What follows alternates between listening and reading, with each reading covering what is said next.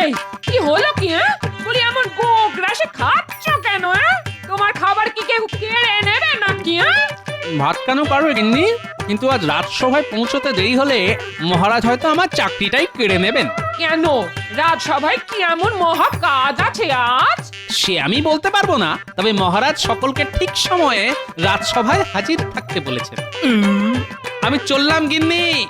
দুগা দুগা দুগা দুগা দুগা দুগা। সকলেই এসে গেছো দেখছি।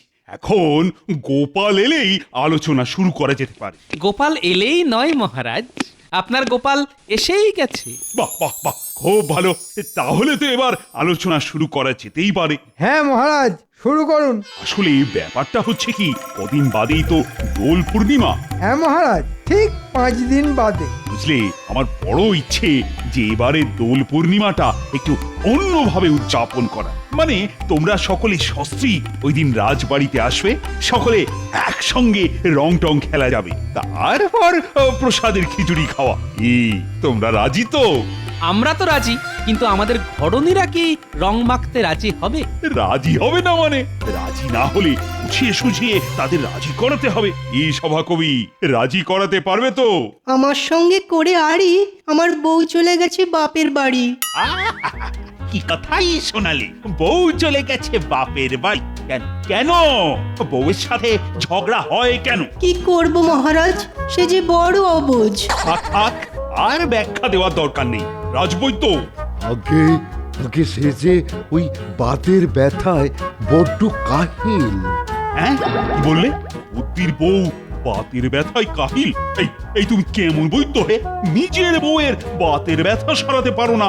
কি করব মহারাজ, আসলে বড্ড ওই পুরানো ব্যথা তো, মানে আমার বিয়েরও ওই আগে থেকে। গরমকালে একটু ভালো থাকলেও শীতকালে বড় কাহিল হয়ে পড়ে। বাতের ব্যথা খুবই বেদনাদায়ক। উঠতে গেলে লাঠি, বসতে গেলে মাটি। ব্যথা ব্যথা, কত ব্যথা। তাহলে আর কি করা যাবে? মাঝখান থেকে দুটো বউ বাদ পড়লো। দুটো নয় মহারাজ, দুটো নয়, 3টে। মানে আমার বউকেও বাদের খাতায় ধরে রাখতে হবে। আগামীকাল সেও দোল পূর্ণিমা উপলক্ষে বাপের বাড়ি চলে যাচ্ছে। ওখানেও তো খুব বড় করে দোল উৎসব হয় কিনা। মানে বাহ বাহ বাহ বাহ বাহ, এ তো এক এক করে অনেক বই বাদ পড়েছে। তা সেনাপতি, তোমার? মানে হ্যাঁ আমি তাকে বোঝাবার চেষ্টা করব মহারাজ, নিশ্চয়ই করব। কিন্তু সে যে বড্ড লাজুক মহারাজ, ওই টপ করে ওই ঘরের বাইরে বেরোতেই চায় না। কি করি বলুন? তার মানে ধরে রাখতে হবে সেও বাদ। বাকি রইল গোপালের বউ, মন্ত্রীর বউ আর তোমাদের মহারানী। ঠিক আছে, মানে এই 3 জনকে নিয়েই দোল খেলা হবে। সেরেছে, আমার গিন্নি তো কোনোদিনই রং মাখতে চায় না। কি গোপাল, আরে বিড়বিড় করে কি বলছো? না মানে কিছুই বলছি না মহারাজ। আর কিছু বললেও আমি কিন্তু শুনছি। মোদ্দা কথা, তোমার আর মন্ত্রীর বউকে ওই দিন আমি রাজবাড়িতে দেখতে চাই, ব্যাস। না না না না না, ও তুমি যতই বলো না কেন, এতদিন যখন রং মাখিনি তখন এবার ও রং মাখতে পারবো না, এই বলে দিলাম। হ্যাঁ কেন রং মাখতে পারবে না কেন? পারবো না তো পারবো না, ব্যাস। বলি তখন অল্প বয়স ছিল, যখন আমার ছিপ ছিপে চেহারা ছিল, তখন তো কোনোদিন রং মাখাতে চাওনি। কি করব, আসলে তখন যে রঙের বড্ড দাম ছিল আর রোজগারও ছিল খুব কম। এখন বুঝি রঙের দাম কমে গেছে? না মানে রঙের দাম না কমলেও রোজগার তো কিছু বেড়েছে। আর সব থেকে বড় কথা হলো রং কিনতে তো আর পয়সা লাগছে না, সব খরচ তো মহারাজের। তাহলে তুমি গিয়ে রং মেখে এসো, আমাকে আর এর মধ্যে টেনো না। হ্যাঁ আহা, সামান্য রং মাখা নিয়ে এত চড়ছো কেন বলো তো? মনে রাখবে, এটা মহারাজের আদেশ। তুমি মহারাজের কাছে চাকরি করো, তাই মহারাজের আদেশ মানতে তুমি বাধ্য। আমি কিন্তু বাধ্য নই। হ্যাঁ যা ছেলে, এতে দেখছি আচ্ছা গো। গো হলে গো, তবে একবার যখন রং খেলবো না বলেছি, তখন মরে গেলেও খেলবো না। আরে তুমি রং খেলতে না গেলে আমার যে চাকরি থাকবে না। গেলে যাবে, তাতে আমার কি? এতদিন তো শুনে এসেছি নারী হলো সহনশীল, বুঝতার। কিন্তু তুমি তো দেখছি একেবারে উল্টো। হ্যাঁ আমি উল্টো, আমি হলাম সেই নারী যার আরেক নাম শক্তি। বুঝতে পেরেছি, তুমি শক্তি হলে আমি হলাম সহ্য শক্তি। তবে রে, হ্যাঁ? ওরে বাবা, শক্তি যে আবার রুদ্র শক্তি হয়ে মারতে আসছে। কি বলছো কি রানী, তুমি রং খেলবে না? না খেলবো না। গতবার রং খেলে সারা গায়ে এরকম ঘামাচির মতো কি সব বেরিয়েছিল। সে কতবার বেরিয়েছিল বলে এবারেও যে বেরোবে তার কোনো কথা আছে না। ওসব কথা জেনে আমার কাজ নেই। মোদ্দা কথা, এবার আমি রং খেলবো না। এই দেখো, এইদিকে গোপাল আর মন্ত্রীর বউ তোমার সঙ্গে রং খেলতে আসবে, তা তুমি যদি না খেলো সেটা কি ভালো দেখাবে? আমাকে না জিজ্ঞেস করে আপনি ওদের আসতে বললেন কেন? তা তুমি যে খেলবে না সেটা আমি কি করে বুঝবো? তা এখন বুঝলেন তো, ওদের বারণ করে দিন। ও সব আমি পারবো না। আমি হলাম এ রাজ্যের রাজা, কথার খেলাপ করা আমার মানায় না। ভদ্রলোকের এক কথা, ব্যাস। তাহলে যা পারেন তাই করুন। ওহ, তোমার সাহস তো কম নয়, আমার মুখের ওপর জুম করে না করে দিলে। হ্যাঁ করে দিলাম, কারণ দোলের দিন ভূতের মতো রং মাখতে কোনো দিন আমার ভালো লাগে না। ম্যাগো, সারা গা জুড়ে শুধু লাল বাঁদুরের রং। দুদিন ধরে ঘষে সেই রং তুলু। এই শোনো, অত হ্যাপা আমার পোষাবে না। হ্যাঁ কি বলছো কি? রানীমা রং খেলবে, আর তার থেকেও বড় কথা, গোপাল যদি তার বউকে নিয়ে হাজির হয় তাহলে তো গোপালের কাছে আমি হেরে যাব। এই তো তুমি উঠতে বসতে খেতে শুতে গোপালের কাছে হেরে বসে থাকো। নতুন করে আরেকবার হারলে ক্ষতি কি? কি আবার আমার মুখের উপর এত বড় কথা বললে?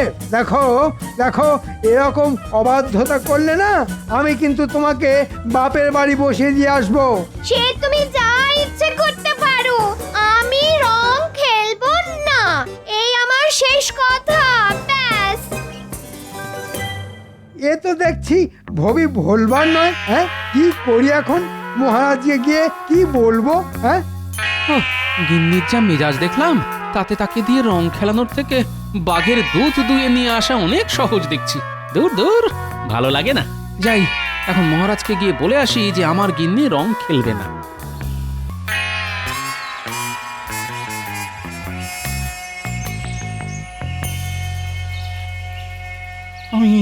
আমি নিজেই দোল খেলার কথা ঘোষণা করলাম, আর এখন রানী যদি সত্যি সত্যি রং খেলতে না চায় তাহলে তো সকলের সামনে আমার মুখটা পুড়ে যাবে। ওহ, কি যে করি এখন, কি করে কথাটা সকলকে বলি? প্রণাম মহারাজ। হুম, মহারাজকে যেন খুব চিন্তিত দেখছি। কিছু কি হয়েছে মহারাজ? হয়েছে তোমার মাথা আর আমার মুখ। আপনার মাথা আর আমার মুন্ডু, কথাটা আমার মাথায় ঠিক ঢুকলো না মহারাজ। কাছে এসো বলছি। শোনো গোপাল, এদিকে তো মহা সমস্যা শুরু হয়ে গেছে। কি সমস্যা মহারাজ? আরে, বড় মুখ করে তোমাদের বললাম যে এবার রাজবাড়িতে ধুমধাম করে রং খেলা হবে, কিন্তু এদিকে তোমাদের রানীমা রং খেলবেন না বলে যে গো ধরে বসে আছে। কেন? কেন আবার? গতবার রং খেলে তার সারা গায়ে নাকি বিজবিজে ঘামাচির মতো কি সব বেরিয়েছিল। এখন তিনি না খেললে তোমাদের কাছে আমি মুখ দেখাই কি করে বলো তো? তাহলে আমার এখানে আসার আসল কারণটা বলেই ফেলি মহারাজ। আমার গিন্নিও সাফ জানিয়ে দিয়েছে যে রং খেলবে না। তাহলে কি হবে? মন্ত্রীর বউ যদি রং খেলতে আসে তাহলে তো মন্ত্রীর সামনে আমাদের দুজনের মুখ পুড়ে একেবারে কালো হয়ে যাবে, আর ওই পশ্চাৎ মন্ত্রী চারিদিকে বলে বেড়াবে যে আমাদের বউয়েরা নাকি আমাদের কথাই শোনে না। আমার বউও কোনো কথা শুনতে চাইছে না মহারাজ, সে কোনোভাবেই গায়ে রং মাখবে না। বাবা, এই তো দেখছি সব শেয়ালের একরা। ঠিক আছে, ব্যাপারটা তাহলে আমার উপর ছেড়ে দিন। দেখবেন দোলের দিন সব শিয়ালি এক গামলায় রং মেখে হাবুডুবু খাবে। এটা কি করে সম্ভব? একটু মাথা খেলিয়ে চিন্তা ভাবনা করে নিলে এই গোপাল ভাঁড়ের কাছে সবই সম্ভব। কিন্তু হাতে তো মাত্র কয়েকটা দিন। ও নিয়ে কোনো চিন্তা করবেন না। মাথা খেলাবো একদিন, কাজ করব একদিন, আর তারপর জোরদার হোলি।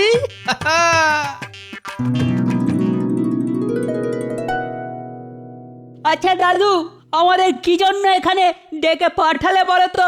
আরে বলছি বেশ কাজের মতো কাজ আছে তোদের জন্য, আর সব কাজ যদি ঠিকঠাক করতে পারিস তাহলে দোলের দিন বিকেলবেলা তোদের সকলকে পেট ভরে ভোলা ময়রার দোকানের গরম গরম রসগোল্লা আর মাখা সন্দেশ খাওয়াবো।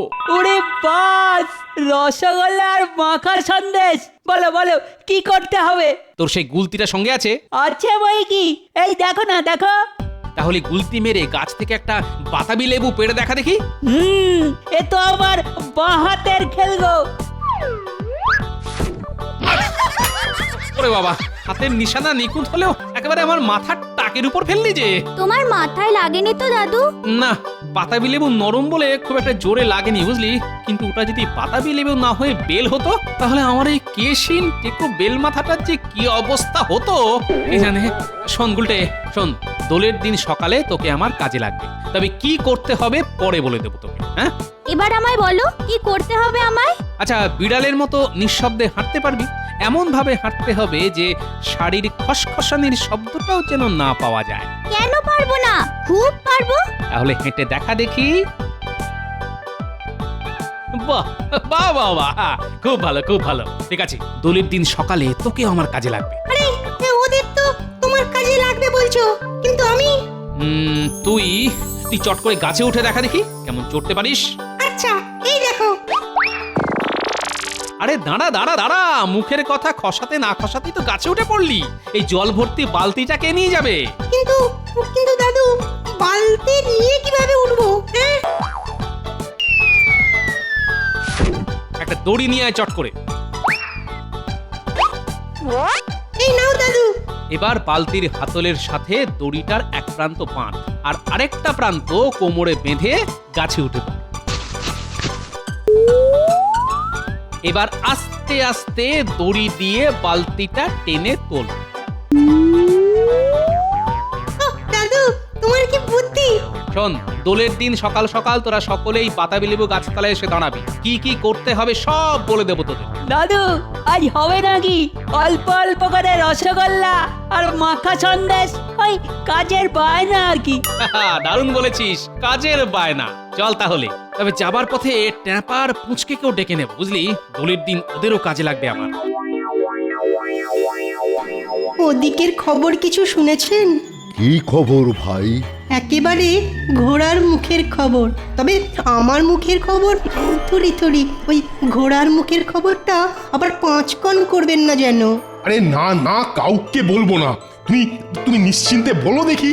শুনছি রানীমা, গোপালের বউ আর মন্ত্রীমশাইয়ের স্ত্রী তো রং খেলতেই চাইছেন না। তাই নাকি? তাহলে তো মহারাজের স্বাদের দোল খেলা তো এবার লাটে উঠবে। বেশ হবে, খুব ভালো হবে। আমার বউ আড়ি করে বাপের বাড়ি চলে গেছে বলে মহারাজ আমায় 2-4 কথা শুনিয়েছিলেন। চুপ চুপ, আর কোনো কথা নয়, গোপাল আসছে। আমাকে দেখে এমন চুপ করে গেল কেন? তার মানে বেটারা নিশ্চয়ই এখানে দাঁড়িয়ে কালকের দোল নিয়ে আলোচনা করছে। এই যে গোপাল, কোথায় যাচ্ছ? রাজবাড়ি। কেন ভাই? রাবড়ি খাবো বলে। ওমা, রাবড়ি! তো মহারাজ তো আমাদের বললেন না। রাস্তায় দাঁড়িয়ে গুজুর গুজুর ফুসুর ফুসুর করলে কি আর রাবড়ি খাওয়ার নেমন্তন্ন পাওয়া যায়? আমি চলি। ওরে বাবা, কি দেমাক!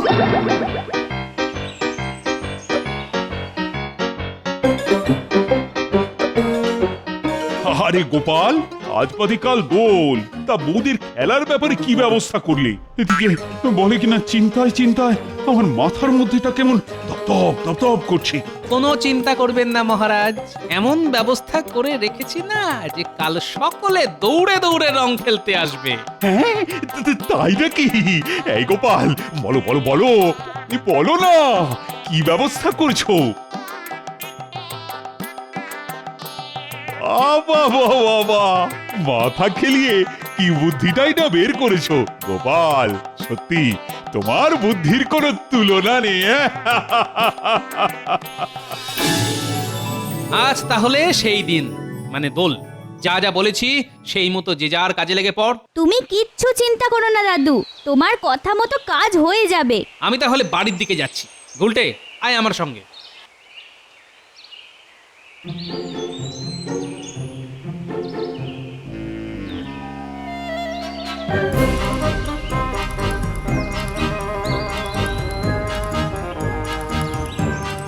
হিরে পুটি, আমার পেছনে এসে দাঁড়িয়ে আছিস কেন?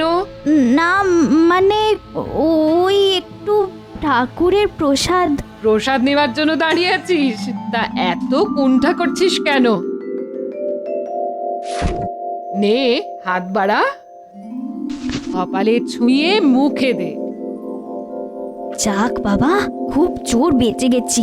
মাথার চুলে কোনো রং ঢেলে দিয়েছি, বুঝতেই পারিনি। এবার তাহলে আমি আসি রানীমা।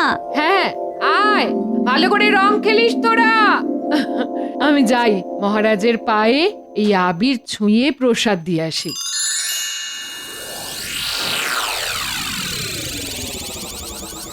গিন্নি পুকুর থেকে জল আনতে গেছে, এই ফাঁকে যা করার করে দিলাম, এবার জমবে খেলা। কি রান্নাঘরে কি করছো? বুঝলে গিন্নি, আজ বাজারে যা মোটা মোটা মাগুর মাছ উঠেছে না, কি বলবো। তাই কটা মাগুর মাছ এনে তোমার ওই শিকের হাঁড়িতে জলে ডুবিয়ে তুলে রাখো। সর্বনাশ! কি করেছো তুমি? ওটাতে আমি তেঁতুল রাখি, আর ওই হাঁড়িতে তুমি মাগুর মাছ রেখেছো। এই নামাও, নামাও, এক্ষুনি নামাও বলছি। ওসব নামাতে ফামাতে আমি পারবো না, নামাতে হলে তুমি নামাও। ও, এই এক বুড়ো জ্বালিয়ে পুড়িয়ে একেবারে শেষ করে দিল আমায়। এই মুখে এই কি পড়লো রে? কে ফাটালো হাঁড়ি?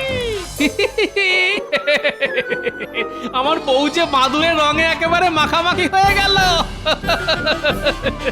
তবে রে বদমাইশ বুড়ো, দেখাচ্ছি মজা।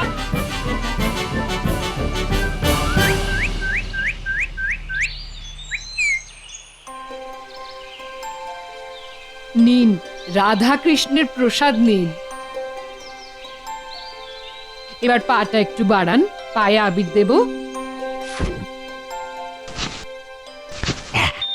গোপালের কথা মতো এবার রানীকে মোক্ষম ঠকাতে হবে।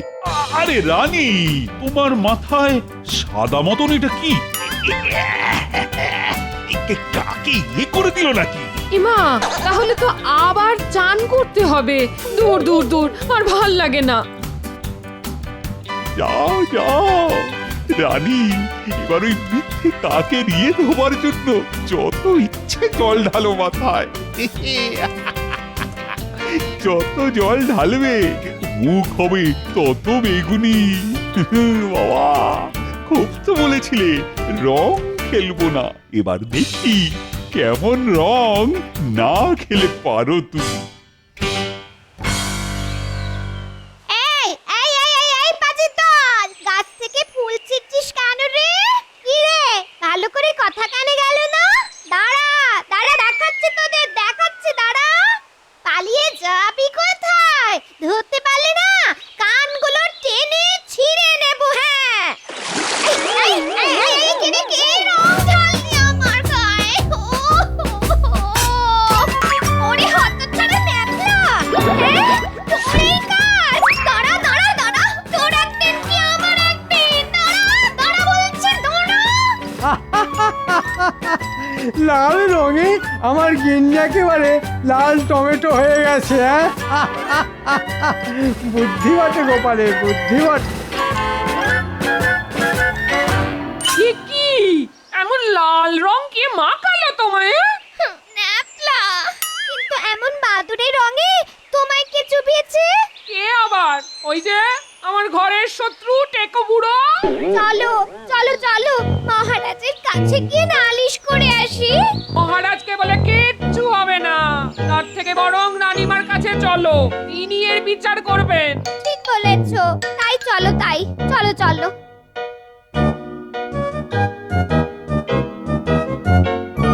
ও রানীমা, রানীমা, দয়া করে দরজাটা খুলুন। আমি এখন দরজা খোলার অবস্থায় নেই, দুদিন বাদে এসে দেখা করো। সে কথা বললে কি করে চলে রানীমা?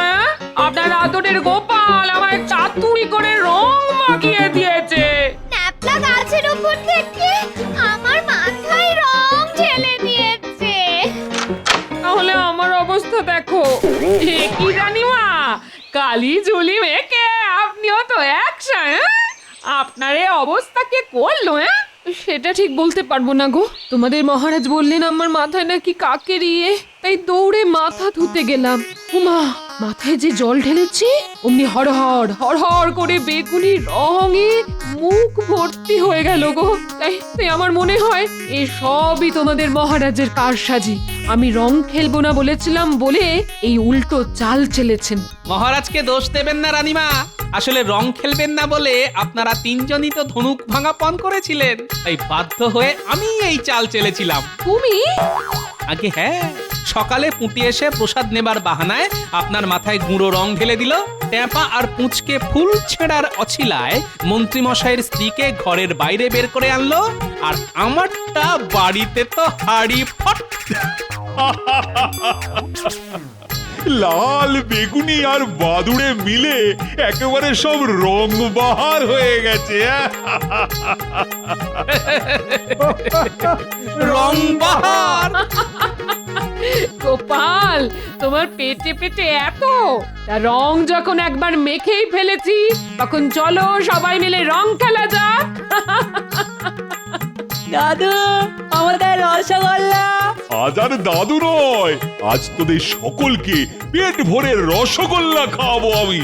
তুমি রসগোল্লা খাওয়ালে আমি খাওয়াবো সন্দেশ। কি মজা, কি মজা। তাহলে এবার গলা ছেড়ে বলা যাক হোলি হে, হোলি হে।